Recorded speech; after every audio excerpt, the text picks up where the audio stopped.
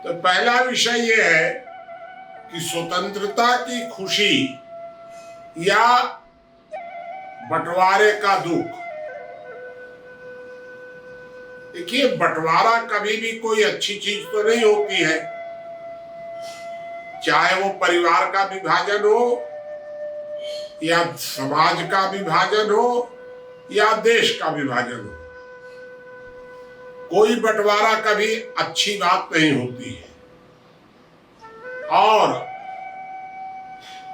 जब बंटवारा आवश्यक हो जाए तो कभी भी बंटवारे को टालना नहीं चाहिए। अगर आप टाल देंगे ज्यादा लंबे समय तक तो वह ज्यादा दुख देगा। जिन परिवारों में कटुता बहुत बढ़ गई और अलग अलग नहीं हुए, वहां मुकदमेबाजी हुई बाद में। तो अगर ऐसी परिस्थिति बन जाए कि बंटवारा के अलावा कोई उपाय नहीं है, तो तुरंत प्रेम से कर लेना चाहिए। जितना जल्दी करिएगा उतना अच्छा रहेगा। तो दो बात मैं आपको बता दिया कि बंटवारा कभी अच्छा नहीं होता है। तो जब हमें स्वतंत्रता जिस समय मिली उस समय विभाजन भी हुआ। विभाजन क्यों हुआ? क्योंकि हमारा जो परिवार था भारत का, उसमें एक भाई ऐसा था गंदा,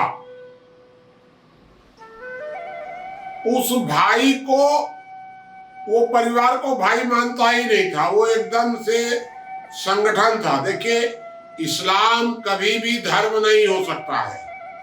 इस्लाम एक संगठन है। इस्लाम हमेशा विस्तारवाद पर चलता है। प्रारंभ से शिक्षा है उसकी, बचपन से उनको ट्रेनिंग दी जाती है। वो है क्षत्रिय प्रवृत्ति का है।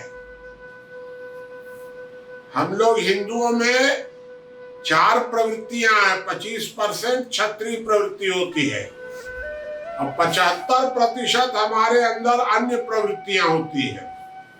और इस्लाम में केवल एक प्रवृत्ति होती है, क्षत्रिय प्रवृत्ति। 3 से उसको कोई लेना देना नहीं है। दूसरी बात कि मुसलमान लगभग टोटल नासमझ होते हैं। हिंदुओं में तो आपको कुछ समझदार मिलेंगे, कुछ नासमझ मिलेंगे, सब तरह के लोग मिलेंगे, लेकिन मुसलमानों में आपको समझदार जल्दी कोई नहीं मिलेगा। सब रूढ़िवादी होते हैं एकदम, क्योंकि वो तो संगठित होते हैं, भेड़ बकरी से रीखा होते हैं।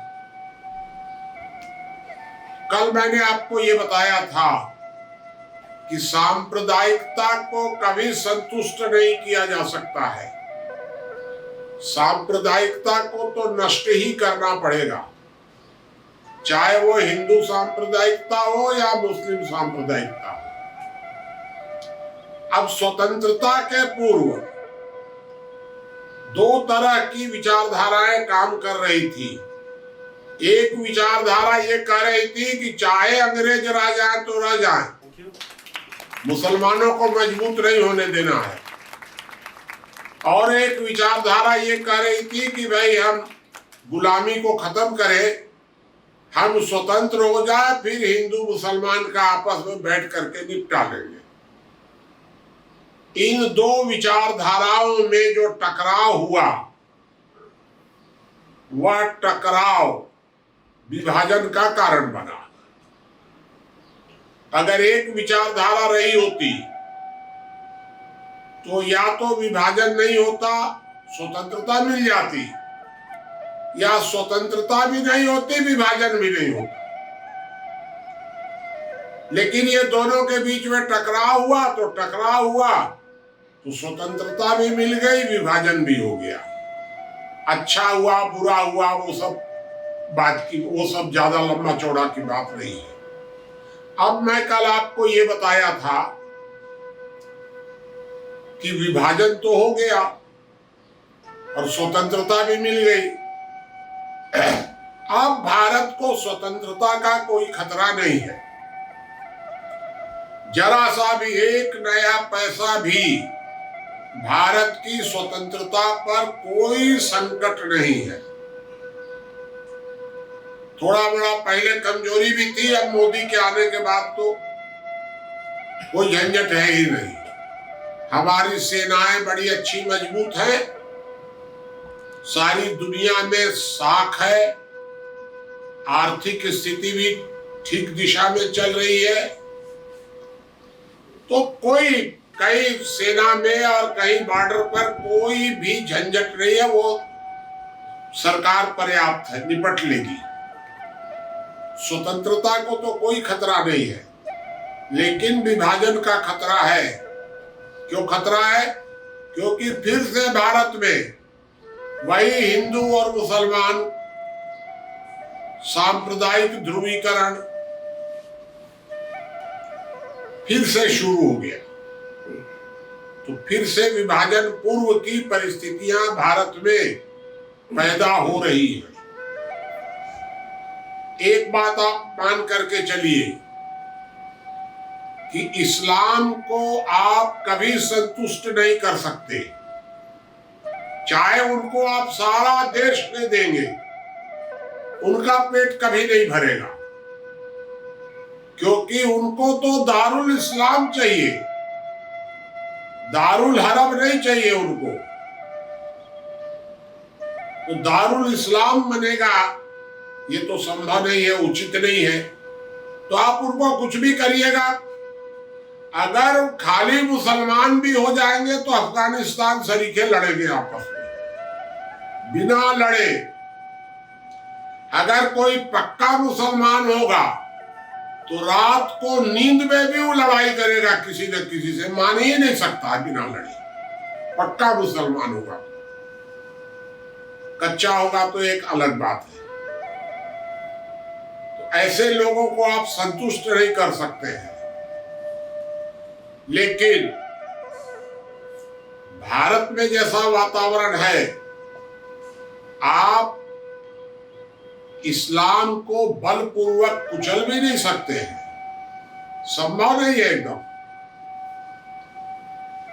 20 करोड़ उनकी संख्या है। और एक बात आप सोचिए जरा कि पूरी दुनिया में मुसलमानों की संख्या 150 करोड़ और 150 करोड़ लड़ाकू, और हिंदुओं की संख्या 80 करोड़, मान लीजिए 90-100 करोड़ होगी, और उनमें भी 3/4 कायर। तो आप कैसे कुचल देंगे? इसलिए उन मूर्खों की चाल में मत आइए जो कहते हैं कि इस्लाम को कुचल देना चाहिए। तो आप उनको संतुष्ट भी नहीं कर सकते हैं और उसको समुद्र में भी नहीं डाल सकते हैं। तो एक बात मैंने केवल एक लाइन कल कही थी, अकल से काम लेना चाहिए, डंडे से नहीं। हमारे नासमझ सावरकरवादी, नासमझ, उनकी नीयत गड़बड़ नहीं है लेकिन नासमझ है। तो नासमझ सावरकरवादी कहते हैं कि डंडे से काम लो, मैं कहता हूं अकल से काम लो। तो मैंने कल एकदम आप शॉर्ट में मैं आपको इस बात को समाप्त करूं, क्योंकि फिर वो विषय भी रखना है। तो मैंने आपको कल ये कहा था कि राष्ट्रीय स्तर पर सरकार ठीक दिशा में चल रही है। धीरे धीरे धीरे धीरे कॉमन सिविल कोड वगैरह वो ला रही है, लाने दीजिए उसको। विदेश नीति हमारी ठीक चल रही है। क्षेत्रीयता के स्तर पर, मतलब गांव के स्तर पर या क्षेत्र के स्तर पर आप समाज सशक्तिकरण का नारा लगाइए और मुसलमानों को भी साथ लेकर चलिए। जो समाज के साथ चलने को तैयार है उसको साथ लेकर चलिए। जो समाज के साथ नहीं चलना चाहता है, ठीक है भाई तुम अपना अलग चलो। लेकिन जो भी मुसलमान यदि वो सांप्रदायिकता के आधार पर यदि चलना चाहता है, उल्टा मतलब भाई मुसलमान है तो वो रोजा पढ़े, नमाज पढ़े, जकात दे, अपने धार्मिक कार्य करे, कोई हर्जा नहीं है। लेकिन अगर वो संगठन के तरफ जा रहा है, ज्यादा रोहिंग्या का आंदोलन करेगा तो उसका बहिष्कार करिए सामाजिक स्तर पर, लेकिन टकराव मत कीजिए। और व्यक्तिगत स्तर पर, आप पारिवारिक स्तर पर सावधान रहिए, उनके साथ कोई भेदभाव मत करिए, एकदम शांतिपूर्वक सावधानी से। अगर वो किसी आंदोलन में, मुस्लिम आंदोलन में शामिल नहीं है तो आप उनके साथ भाईचारे का व्यवहार कीजिए, सावधानी पूर्वक। अपने घर के पास ज्यादा मत बसाइए, अन्यथा विवाद पैदा हो जाएगा आपस में। आपके संस्कार अलग, उनके संस्कार अलग। उनके लड़के आपके घरों पर बुरी नजर अगर कर लगाएंगे तो उनका परिवार प्रोत्साहित कर देगा, परिवार नहीं मानेगा तो कोई बाहरी आदमी प्रोत्साहित कर देगा उनको। तो ये सब विवाद करने की क्या जरूरत है, भरसक नजदीक मत बसाइए, ये मैंने आपको कल बताया था। लेकिन हिंदू मुसलमान के बीच में ध्रुवीकरण मत होने दीजिए, मिलजुल करके रहिए सब सामाजिक स्तर पर। सरकार निपट लेगी, सरकार को छोड़ दीजिए, वो कॉमन सिविल कोड लाएगी, जिसको मानना होगा मानेगा, जिसको नहीं मानना होगा नहीं मानेगा। और समान नागरिक संहिता के पक्ष में वातावरण बनाइए। एक बात मैंने आपको कल बता दी थी। अब दूसरी बात, मैंने आपको कल ये कहा था कि जो सरकारी कर्मचारी है वह गवर्नमेंट का हिस्सा नहीं है, वो गवर्नमेंट एम्प्लॉई है। तो हमारे बीच में अगर सरकारी कर्मचारी भ्रष्टाचार करता है तो आप कर्मचारी से मत विवाद पैदा कीजिए। जो भ्रष्टाचार हो रहा है वो वास्तव में कर्मचारी कम कर रहा है, नेता ज्यादा कर रहा है। कर्मचारी तो बेचारा माध्यम है। तो कर्मचारियों के साथ हम लोगों के मन में किसी तरह का भेदभाव, टकराव नहीं रखना चाहिए। जो भी अगर दबाव डालना है तो सरकार पर डालिए। तो हमारी जो सरकार है वह सरकार कर्मचारियों से पैसा वसूल करती है, घूस खाते हैं नेता लोग और कर्मचारियों को छूट देते हैं। कर्मचारी आंदोलन क्यों करता है?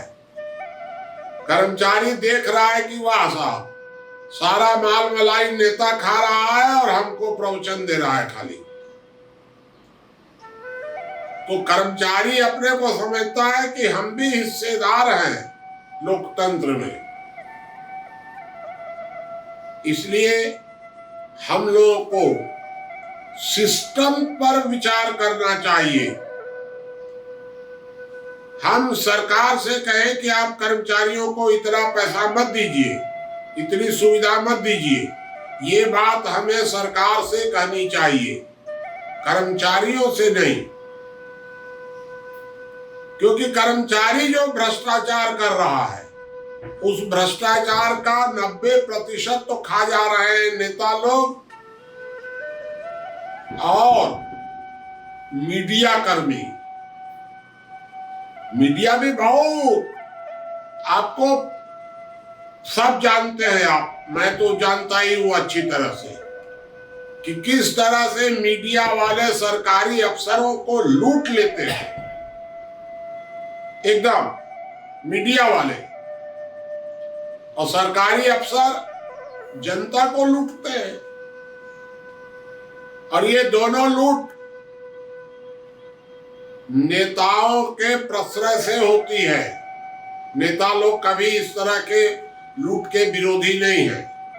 एक चक्र देश में बन गया है भ्रष्टाचार का, उसमें सब शामिल है, नेता, अफसर, मीडिया पीडिया जितने हैं सब शामिल है उसमें, उस भ्रष्टाचार में। ये जो भ्रष्टाचार का चक्र जो बन गया है, मत लड़िए कर्मचारियों से सीधा, वो बेचारा दोषी नहीं है जितना कि नेता दोषी है। क्योंकि नेता जो भ्रष्टाचार करता है वो 3 नंबर होता है, कर्मचारियों का भ्रष्टाचार 2 नंबर होता है। नेताओं का भ्रष्टाचार अमानत में खयानत है, कर्मचारियों का जो भ्रष्टाचार है वो अमानत में खयानत नहीं है। ये दोनों के बीच में अंतर है। चलिए, प्रश्न होगा तो बाद में और देखेंगे। एक मैंने आपको ये कहा था, दूसरा एक कल ये समझाया था कि आधार कार्ड बहुत अच्छी व्यवस्था है एकदम। इसको एकदम से हम तो बहुत पहले से कहते रहे हैं कि आधार कार्ड होना चाहिए। उसका एक ढांचा भी हम पहले प्रकट किए थे, लिखा हुआ है मेरी किताबों में 20-30 साल पहले, पूरा लिखा हुआ है कि इस तरह का आधार कार्ड होना चाहिए। तो 2 बात हो गई। तीसरी बात मैंने कल आपको ये बताई थी कि JNU, ये JNU क्या है? तो पंडित नेहरू, अब पंडित नेहरू की नीयत को तो हम ज्यादा खराब नहीं कर सकते। पंडित नेहरू जो थे, स्वतंत्रता में तो बहुत अच्छा उनका योगदान रहा है। गांधी जब तक थे तब तक नेहरू का मार्ग तो ठीक ही माना जाता था, लेकिन गांधी के मरते ही नेहरू सांप्रदायिक हो गए। मतलब नेहरू जी ने वोट की लालच में अल्पसंख्यक तुष्टीकरण का मार्ग अपना लिया। हिंदुओं को दबा दो, मुसलमानों को प्रोत्साहित करो। और दूसरा, नेहरू जी चले गए वामपंथी दिशा में। ये दोनों के साथ जो उनका तालमेल बना, क्यों हुआ, कैसे हुआ, ये सब बहुत लंबा चौड़ा इतिहास है, लेकिन बना। और इन दोनों मार्गों को संस्कृति के रूप में ढालने के लिए नेहरू जी ने जवाहरलाल नेहरू यूनिवर्सिटी बनाई। शायद नेहरू जी बनाए, नेहरू जी के बाद बना, जो भी बना, लेकिन नेहरूवाद को आगे बढ़ाने के लिए, सांस्कृतिक धरातल देने के लिए ये बना। और उसको सब तरह की सुविधाएं दी गई, उसको ऐसा पाल पोस करके बड़ा किया गया कि जैसे कि उसको एकदम से सबसे दुलरुआ, उसको कहते हैं ना हम लोग, कि परिवार में 5 भाई हैं तो उनमें कोई एक तो दुलरुआ हो जाता है। उस तरह से उसको संस्कृति को बढ़ावा देने के लिए JNU को प्रोत्साहित किया गया। खूब खर्चा वहां पर, वहां वामपंथी और इस्लामिक लोगों को महत्व दिया गया। और वहां से जो लोग पास करके निकले उनको बड़े बड़े पोस्ट दिए गए। और JNU बन गया देशद्रोहियों का अखाड़ा। वहां पूरा देशद्रोही वहां पर पनपने लग गए। अब ये जब से मोदी जी आए, तो भाई मोदी जी आ गए तो JNU भी संकट में आ गया। अरे JNU में ऐसे ऐसे देशद्रोही काम वहां सब पूरा, मैं कई बार गया हूं, देखा हूं, भाषण दिया हूं वहां। पूरा वातावरण वहां का पूरा बहुत ही गंदा वातावरण है JNU। लेकिन अब होगा तो भाई लोकतांत्रिक तरीके से ही। क्यों? क्योंकि न्यायपालिका के सर्वोच्च पदों पर जेएनयू विचारधारा के लोग हैं, ब्रेन वॉश्ड। कार्यपालिका के सर्वोच्च पदों पर है। बदलाव तो केवल विधायिका में आया है। मोदी जी के जो लोग हैं ये बदले तो हैं विधायिका में, कार्यपालिका में तो धीरे धीरे ना बदले जाएंगे लोकतांत्रिक तरीके से। तो न्यायपालिका में और कार्यपालिका में थोड़ा थोड़ा बदलाव हुआ है, लेकिन अभी भी जड़ें उनकी मजबूत हैं। पत्रकारिता में भी अभी भी उनकी जड़ें मजबूत हैं। वामपंथी इस्लामिक गठजोड़, नेहरूवाद समर्थक लोगों की जड़ें अभी साहित्य में भी मजबूत है, पत्रकारिता में भी मजबूत है। अब आप जरा सोचिए कैसे कैसे देशद्रोहियों को उस समय सम्मानित किया जाता था। एक ठो कौन मियाँ जी हैं अभी, वो मुनव्वर या क्या नाम है उसका, मुनव्वर राणा सरीखे आदमी को उस समय प्रशस्ति पत्र दे दिया गया। और अब ये दिख गया कि कितना सांप्रदायिक, घोर सांप्रदायिक आदमी, पूरा खानदान। और अब तो खुल करके नंगा हो गया एकदम मुनव्वर राणा, और उसको उस समय इतना बड़ा सम्मान, क्योंकि भाई मुसलमान था, वामपंथी था, नेहरू जी का दुलरुआ था, नेहरूवाद का, नेहरू जी रहे थे कि नहीं थे पता नहीं है, तो उस विचारधारा का दुलरुआ था ना मुनव्वर राणा, सम्मानित हो गया। बताइए, ये सब बातें बड़ी विचित्र बातें हैं। और इसलिए जेएनयू जो है उस पर नियंत्रण आवश्यक है। और एक चौथी बात मैंने बताई थी, मीडिया शुद्ध व्यापार है। मीडिया से किसी प्रकार का लोकतंत्र का कोई स्तंभ नहीं है। मीडिया जैसे अनेक व्यापार है, स्कूल व्यापार है, अस्पताल व्यापार है, खेती व्यापार है और 50 तरह के व्यापार है, उसी तरह से मीडिया भी एक व्यापार है। और इसलिए मीडिया को लोकतंत्र का चौथा स्तंभ कहना पूरी तरह गलत है। जब से मीडिया को चौथा स्तंभ कहा गया तो मीडिया में भ्रष्टाचार आ गया, दादागिरी आ गई एकदम।